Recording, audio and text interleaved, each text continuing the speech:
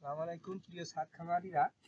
এই যে লাউ কাটলাম, এই লাউ দেখুন, এই গাছটা থেকে এই দুটো সহ মোট 10টা লাউ, অনেক বড় বড়, এইরকম বড় বড় লাউ আমি তুলেছি।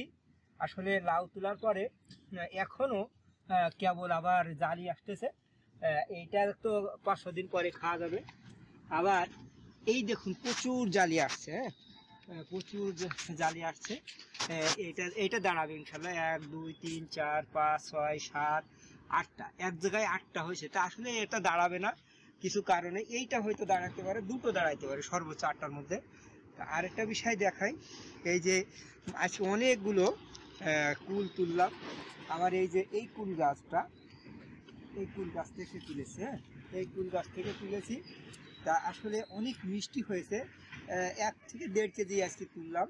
আরও 3-4 কেজি আছে গাছে। আমার বেশি গাছ না, 4টে তাও টবে লাগিয়েছিলাম। আসলে অনেক সুন্দর, বিশেষ করে আল্লাহ হাতে তুলে দিয়েছে, এত চমৎকারভাবে দেই আপনাদের বুঝাইতে পারবো না। আমি মেনলি রুট টেকনোলজি যে শব্দটা ব্যবহার করেছি, আসলে শিকড় প্রযুক্তিটা ব্যবহার করে এত ফলন। একটু গাছে আমি 10টা লাউ যদি খাই, তার 10টার দাম এখন 700 টাকা 70 টাকা করে। আরও 8টা 10টা হচ্ছে, আরও শাক খেয়েছি।